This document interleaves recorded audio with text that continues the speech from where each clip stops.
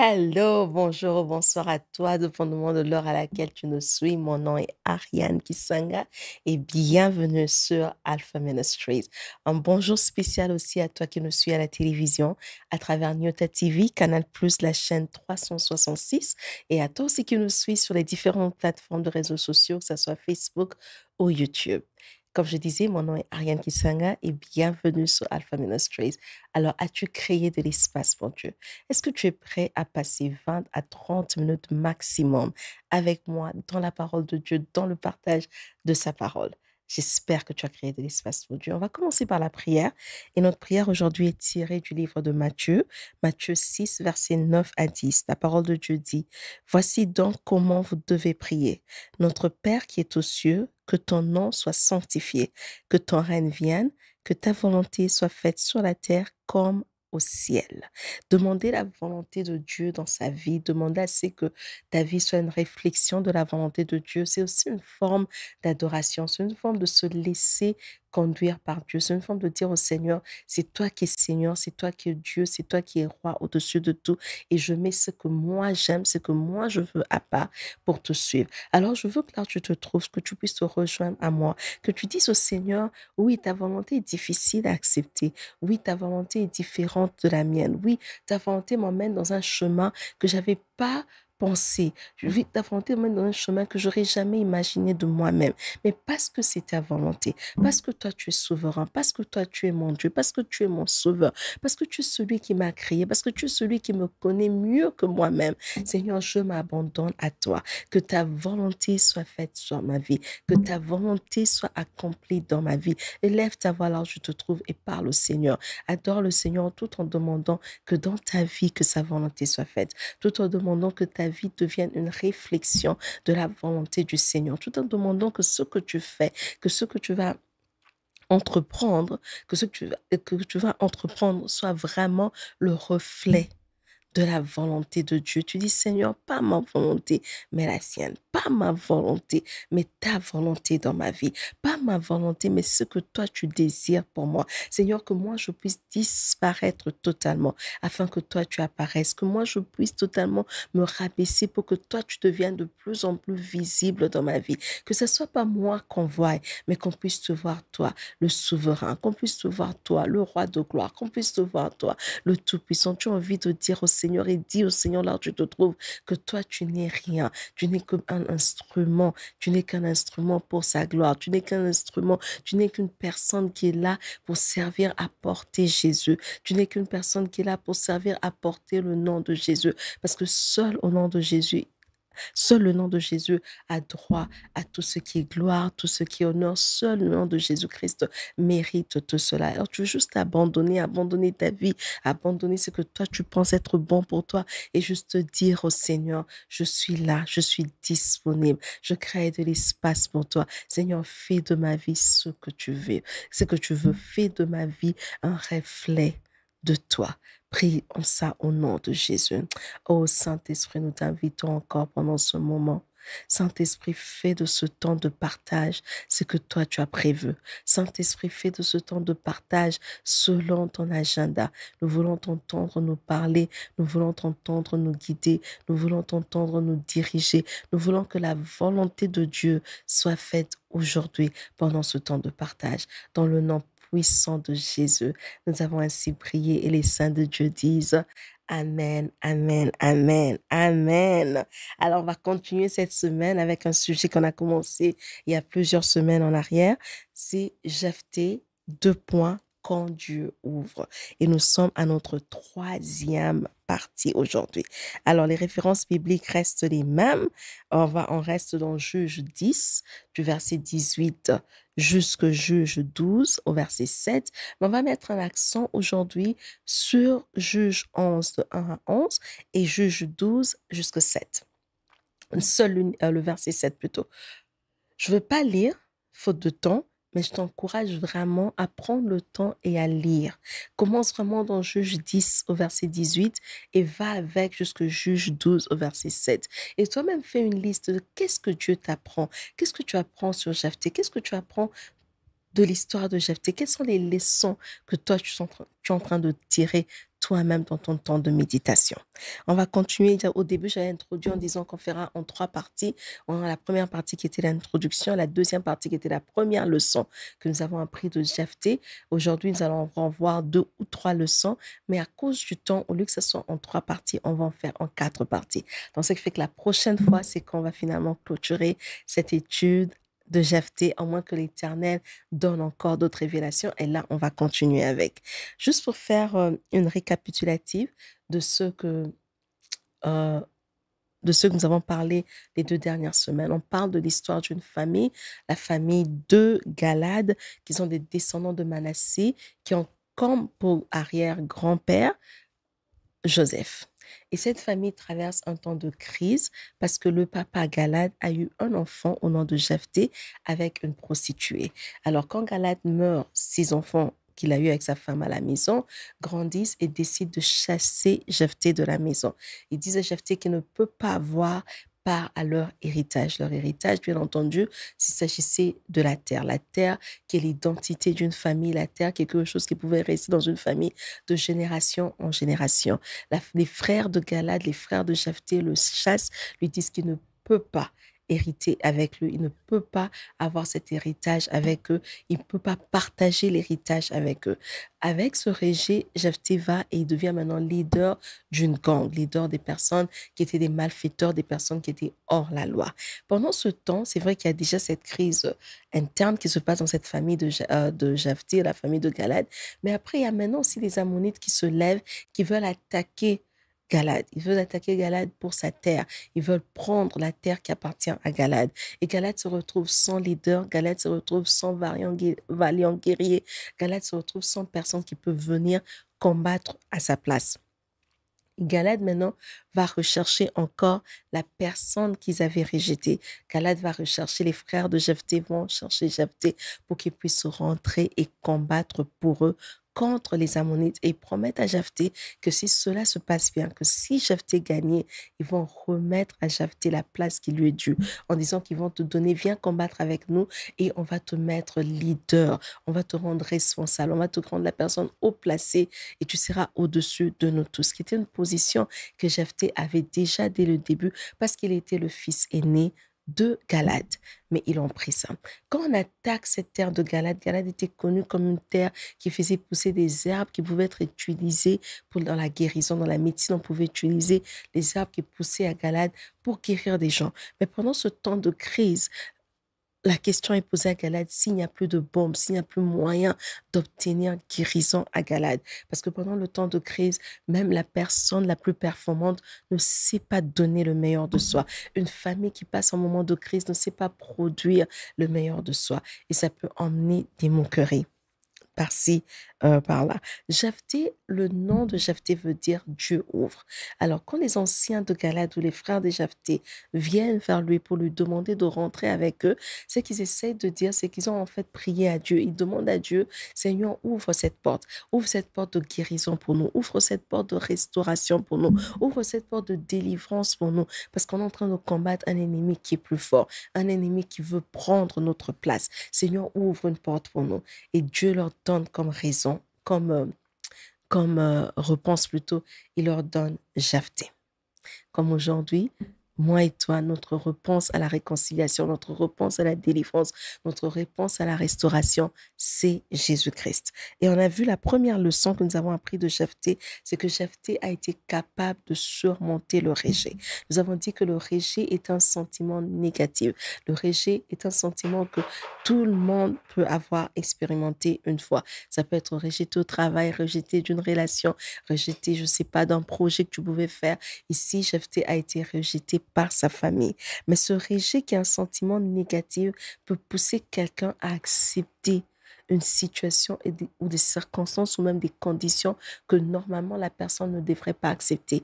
Mais la personne accepte cela parce que se sent rejeté, parce qu'il a besoin, il a un souci en lui de se faire accepter. Et on voit dans le cas de Jephthé que Jephthé part maintenant et devient leader d'une gang, des personnes qui faisaient des choses qui étaient hors la loi, leader des malfaiteurs.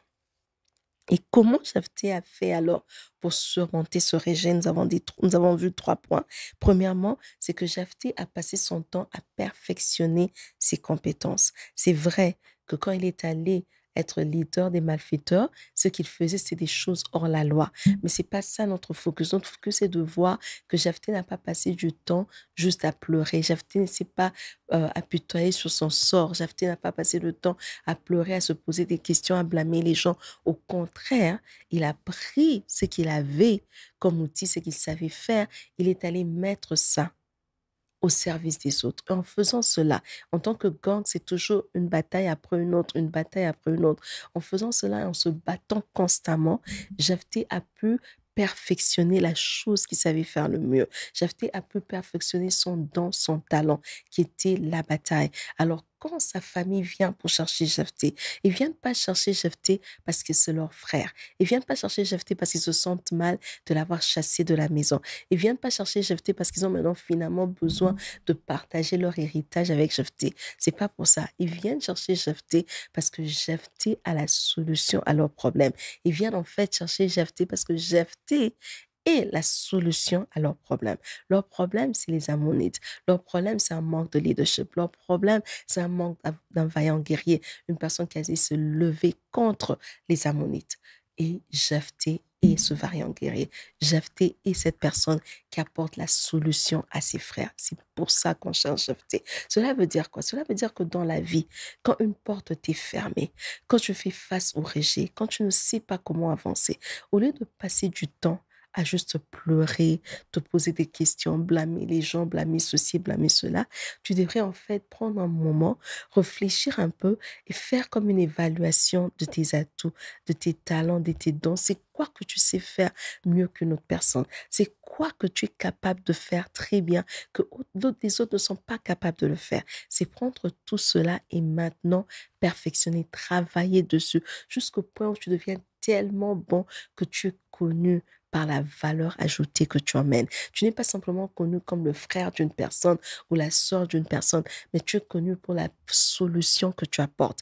Et quand tu arrives à ce point-là, les personnes qui t'ont rejeté viendront te rechercher, comme a été le cas de Jephthé. Jephthé a tellement perfectionné, tellement travaillé sur ses dons que jusqu'au point où ses frères sont venus le chercher parce qu'il était la solution à leurs problèmes.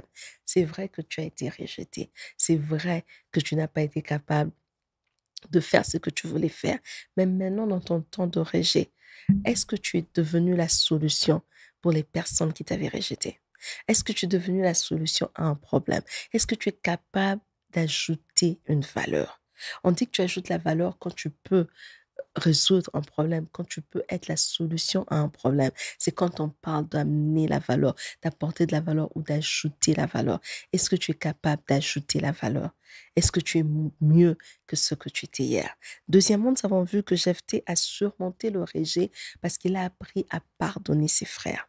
Jephthé a pardonné ses frères parce que tant qu'il gardait ses frères captifs, en refusant de les pardonner, Jephthé allait être la personne qui souffrait. Jephthé allait souffrir, n'allait pas avancer dans la vie. Parce que quand les gens nous offensent, rapidement, ils oublient et eux continuent avec leur vie.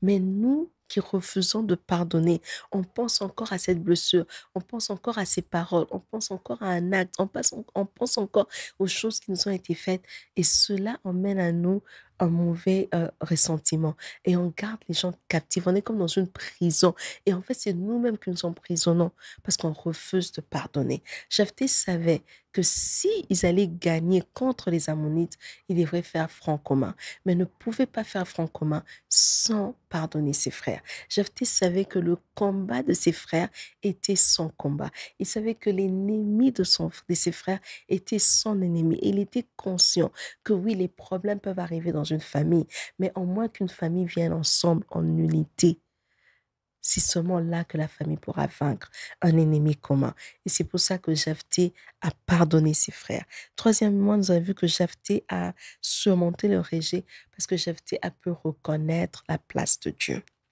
Au verset 11, il va devant le Seigneur et il répète devant le Seigneur l'entente qu'il a eue avec ses frères. Pourquoi? Il essayait de dire à Dieu, ce qu'il voulait dire à Dieu, c'est que ceux-ci sont des humains. Ils ont changé leur avis encore. J'ai aucune garantie que demain, ils ne pourront pas changer d'avis. J'ai aucune garantie que demain, ils ne pourront pas m'emmener quelque chose d'autre. Alors, Seigneur, je viens devant toi pour te dire, voilà ce à quoi nous sommes convenus. Voilà notre entente. Viens avec moi. Je refuse de rentrer à Galade pour aider mes frères si tu ne viens pas avec moi. Parce que Jephthé reconnaissait que la personne qui l'a sorti du régie, la personne qui l'a sorti de ce temps à être leader de gang n'était personne d'autre que Jésus, que Yahweh, parce que son nom voulait dire Yahweh ouvre. Donc cette porte qui venait d'être ouverte pour Jephthé avait été ouverte à cause de Dieu. Et Jephthé refuse d'avancer sans reconnaître Dieu. Moïse, quand il parle aux enfants d'Israël, dans Deutéronome 8, au verset 17 à 18, Moïse dit, garde-toi de dire en ton cœur, ma force et la puissance de ma main m'ont acquis ces richesses. Souviens-toi de l'Éternel, ton Dieu, car c'est lui qui te donnera de la force pour les acquérir, afin de confirmer, comme il le fait aujourd'hui, son alliance qu'il a jurée à tes pères. Donc jamais oublier que nous sommes arrivés où nous sommes à cause de Dieu. Jephthé savait qu'il était là où il était parce que Dieu avait ouvert une porte pour lui.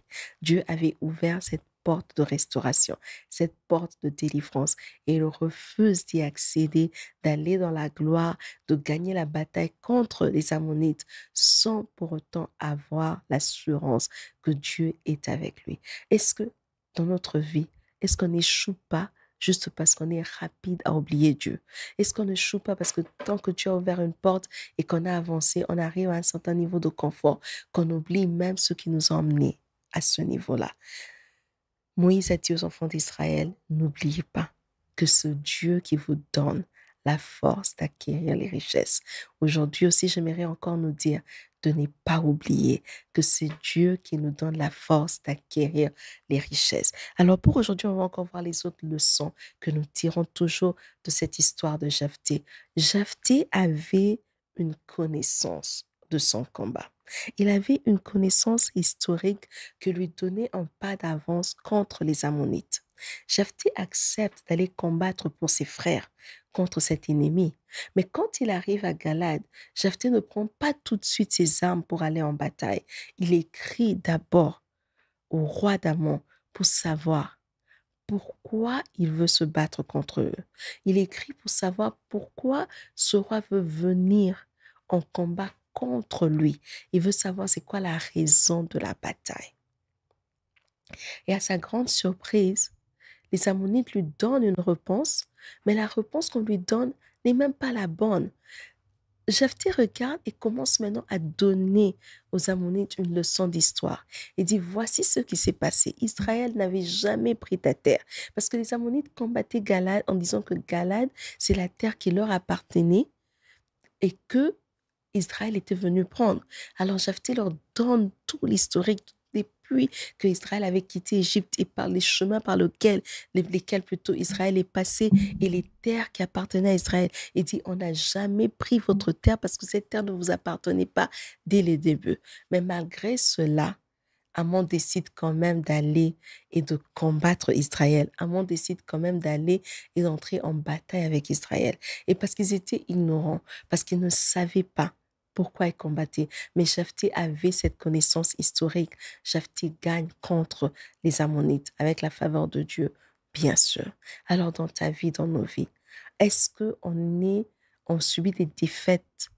L'ennemi nous emmène à subir des défaites juste parce qu'on manque de connaissances? Est-ce que c'est parce qu'on ne sait pas pourquoi on combat qu'on n'arrive pas à avoir la victoire? On crie, délivre-moi, Père, délivre-moi, mais qu'il te délivre de quoi?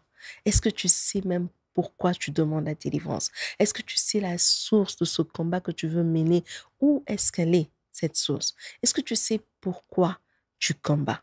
La Bible nous dit que mon peuple périt faute de connaissance. Parce que, en tant que chrétien, très souvent, on veut juste se limiter à la connaissance spirituelle. On a dit que c'est un temps de combat, je vais aller combattre. Mais tu vas combattre qui? Tu vas combattre quoi? Et tu vas combattre pourquoi? Est-ce que tu as ces réponses-là? avant de t'engager dans un combat. Parce que si tu t'engages dans le combat comme les Ammonites se sont engagés contre Jephthé, c'est sûr que ton ennemi va gagner sur toi. Parce qu'il a un avantage sur toi. Il connaît plus que toi. La parole de Dieu nous dit dans Ecclésiaste 7, verset 14, que au jour du bonheur, réjouissez-vous. Mais au jour du malheur, réfléchissez.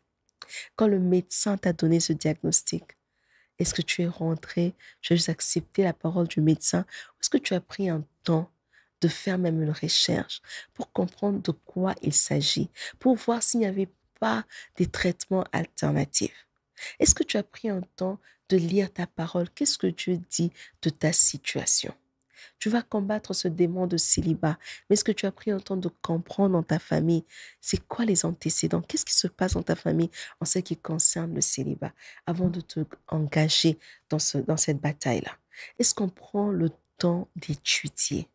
Quand un malheur nous arrive, avant de pleurer ou après même avoir pleuré, est-ce qu'on prend le temps de réfléchir? Est-ce qu'il n'y a pas une porte que nous avons ouverte quelque part? Que nous avons ouvert quelque part? Est-ce qu'il n'y a pas quelque chose que nous, on a fait qui a en fait causé ce problème? Prendre le temps de réfléchir. Parce qu'avoir la connaissance, c'est en fait avoir un pouvoir. Jephthé a pu gagner contre les Ammonites parce qu'il avait la connaissance. Les Ammonites étaient perdants dès le début parce qu'ils n'avaient pas raison. Et quand tu n'as pas raison, tu vas toujours perdre. Et le diable vient et nous combat des fois avec des choses banales, juste parce qu'on manque la connaissance. Est-ce possible pour toi d'augmenter ta connaissance de ton identité d'abord en Christ? Est-ce que si tu connais juste un tout petit peu plus de qui tu es en Christ, ces cauchemars vont cesser? Est-ce que si tu connais juste un tout petit peu plus de qui tu es en Christ, ce combat spirituel que tu livres jour et nuit peut cesser? Et si tu augmentais un tout petit peu dans ton temps d'études bibliques, si on mettait de côté la paresse, s'il y avait un mot qui nous compliquait, un concept qui nous compliquait, et qu'on prenait quelque temps juste faire un peu de la recherche pour comprendre c'est quoi, est-ce qu'on ne pourra pas gagner certaines batailles? Est-ce que si on prenait un temps d'augmenter nos temps de prière pour passer un peu plus de temps dans l'intimité avec Dieu, pour le connaître davantage, est-ce que Dieu ne va pas nous révéler des choses qui vont nous aider à aller de l'avant? Des fois, nous perdons nos batailles ici sur terre simplement parce que nous refusons la connaissance. Et sans connaissance, nous allons périr. C'est vrai, quand tu n'as pas la connaissance, tu vas passer ton temps à blâmer tout le monde. On aime blâmer les gens. C'est la tante telle, c'est l'oncle tel, c'est ceci, c'est cela. Et très souvent, on le fait et on ne va pas plus en profondeur pour comprendre. Peut-être, oui, c'est tante telle, c'est oncle tel, c'est cousin tel. Mais est-ce que toi-même, tu n'as pas laissé une porte ouverte? Est-ce que toi-même, tu t'es pas comporté de manière à permettre à ce que cette porte-là soit ouverte pour qu'on vienne t'attaquer? Mais tu ne sauras pas, au moins que tu puisses t'arrêter et prendre un temps pour réfléchir, pour voir, mais ce que je traverse pourquoi? Essayer un peu de retracer, prendre le temps au jour du malheur, prendre le temps dans le temps de crise pour réfléchir un peu sur notre vie. Cela nous aidera à avancer et va éviter à ce que, comme les Ammonites, on puisse juste tomber chez nos ennemis et être gagnés all the time, tout le temps plutôt. Troisième leçon que nous apprenons de Jephthé concerne les vœux précipités et l'engagement. Jephthé refuse de retourner dans sa famille sans Dieu. Et Dieu lui dit, je serai avec toi, tu vas gagner cette bataille. Mais au verset 30 à 31 du chapitre 11, on voit Jephthé faire un vœu à l'Éternel. Un vœu que moi je considère précipité. Il dit à l'Éternel, tout ce qui sortira en premier de ma maison pour m'accueillir, je veux te l'offrir en sacrifice. C'est bien faire des offrandes à l'Éternel, il n'y a pas meilleur que ça. C'est bien d'offrir des choses en sacrifice à l'Éternel. Mais je parle de ce vœu précipité parce que Jephthé n'a pas bien réfléchi. Il s'est dit sûrement que ce qui sortira de sa maison sera peut-être une vache, peut-être un chien, peut-être un chat, qui sait. Mais il se disait jamais que ça pourrait être sa fille. Mais la première personne qui sort pour accueillir Jephthé, ici il ne s'agit même pas d'un animal. Ce qui sort pour accueillir Jephthé, c'est la fille unique de Jephthé. Il n'a pas d'autre enfant, il n'a que celle-là. Et Jephthé se trouve maintenant devant un problème difficile. Mais Jephthé je le respecte parce que Jephthé va jusqu'à honorer son engagement. Quelque chose que les chrétiens aujourd'hui, on a du mal à faire. On va nous prêcher à l'église ou même dans la vie. Tu vas faire des promesses, tu vas prendre des enveloppes, tu vas promettre de faire ça, tu vas prendre des engagements par-ci, par-là, mais tu n'honores pas tes engagements envers Dieu. Et Jephthé, malgré que c'était un vœu précipité, malgré que ça l'a fait mal, ça lui a fait mal, que ce soit sa seule fille, son seul enfant, qui viennent pour l'accueillir comme ça. Jephthé a honoré ce vœu. Jephthé a honoré cet engagement envers Dieu. Je ne sais pas quel engagement tu as donné envers Dieu. Ça peut être l'argent, ça peut être le bien maternel, comme ça peut juste être que Seigneur, tous les jours, je passerai 30 minutes avec toi. Je t'encourage aujourd'hui d'aller revoir. C'est quoi que tu as promis à l'Éternel que tu n'as pas encore été en mesure de faire? Je parle aussi d'un vœu précipité parce que Jephthé avait déjà la promesse de Dieu. Il avait déjà la parole de Dieu que Dieu sera avec lui. Mais lui, il a voulu encore dire à Dieu, si tu seras encore avec moi. C'est comme s'il doutait Dieu, mais il a fait ça pour son succès. Parce que Jephthé ne voulait pas que les anciens de Galade se moquent de lui. Il ne voulait pas qu'ils puissent dire, oh, mais on t'a appelé ici, regarde ce que tu as fait. Et à cause de cela, Jephthé est allé prendre une décision qui a eu un impact négatif sur sa famille. Des fois même, les batailles que nous faisons face aujourd'hui, c'est parce qu'il y a eu un ancêtre. C'est parce qu'il y a eu une personne dans la famille, qui est même peut-être vivante encore aujourd'hui, qui a décidé de prendre une mauvaise décision précipitamment pour leur bonheur à eux. Et à oublier que ça avait de l'impact dans la famille. Parce que quand nous sommes une famille biologique ou même une famille dans la foi, dans l'église, tout ce qu'une personne fait affecte l'autre, que tu le veuilles ou pas. Tu peux être un chrétien qui habite Timbuktu où personne ne peut te contacter, où tu te dis personne ne peut te contacter, mais ce qu'un autre chrétien fait en RDC va t'affecter parce que tu peux rencontrer une autre personne, tu dis que tu es chrétienne, et la personne te dit « Oh non, moi j'ai une mauvaise expérience avec les chrétiens ». Un chrétien peut-être que toi tu ne connais même pas, mais parce que nous sommes une famille, tout ce qu'on fait impacte l'autre. Le livre de Jephthé, l'histoire de Jephthé plutôt, nous offre un miroir pour qu'on regarde notre propre vie. Comment nous faisons pour répondre au rejet? Comment on fait pour surmonter le rejet? Quand on va en combat, comment on fait pour se préparer? Est-ce qu'on entre avec la connaissance ou sans connaissance? Et les vœux que nous faisons à l'Éternel, est-ce qu'on les honore? Est-ce que c'est des vœux précipités? En finissant, en terminant ce soir ou aujourd'hui, je veux juste qu'on puisse réfléchir et que chacun puisse réfléchir sur quelques questions. Je veux que tu te poses la question de savoir comment suis-je en train de surmonter le rejet dans ma vie? Est-ce que je comprends pleinement le combat dans lequel le combat auquel je fais face? Est-ce que je me précipite dedans sans connaissance? Et est-ce que j'ai pris des engagements à la hâte? Est-ce que j'ai pris des engagements pressés? Et quel impact ont ces engagements-là sur les membres de ma famille? Le Saint-Esprit, la parole de Dieu nous dit que c'est un don de l'Éternel et que quand l'Éternel donne le Saint-Esprit, il donne sans mesure. Alors je veux que là où tu te trouves, que tu puisses prier avec moi. Demande au Saint-Esprit de te parler. Demande au Saint-Esprit de te rappeler ces choses, que le Saint-Esprit te rappelle. Peut-être tu avais fait un vœu précipitamment à la hâte et tu as oublié. Et les conséquences que tu vis aujourd'hui, c'est juste les conséquences de ce vœu-là. Demande au Saint-Esprit de te rappeler. Peut-être tu étais entré dans un combat sans connaissance. Et maintenant, ce combat-là a eu des répercussions dans ta vie. Peut-être aussi, tu as du mal à surmonter le rejet parce que tu ne sais pas pardonner, parce que tu ne sais pas travailler, perfectionner tes talents, parce que tu ne sais pas reconnaître la part de Dieu dans ta vie. Demande au Saint-Esprit de te parler. Esprit de Dieu, nous te faisons appel. Esprit de Dieu, nous avons besoin de toi. Toi qui le Seigneur nous a donné sans mesure. Parle-nous, aide-nous, qu'on puisse croître, qu'on puisse grandir, qu'on puisse comprendre les choses dont nous avons besoin de comprendre. Saint-Esprit, je recommande chaque personne entre tes saintes mains. Parle-nous, transforme-nous, dis-nous ce qu'il faut faire. Dans le nom puissant de Jésus, nous avons ainsi prié et les saints de Dieu disent Amen, Amen, Amen, Amen. Merci beaucoup d'avoir pris le temps pour suivre cette émission avec nous, le partage. Si tu as suivi à la télé, Nyota TV, Canal+, la chaîne 366. Je t'invite à dire à ton voisin, à dire à ta voisine, la semaine prochaine sur Nyota TV à la même heure, encore un autre épisode avec Alpha Ministries. Et si tu as suivi sur les réseaux sociaux, je dis toujours que créer de l'espace pour Dieu, c'est aussi nous suivre sur les réseaux sociaux, c'est laisser un commentaire, c'est aimer une vidéo et en plus, c'est partager avec quelqu'un d'autre. Alors, jusqu'à ce qu'on se voit la semaine prochaine, rappelle-toi de toujours créer de l'espace pour Dieu.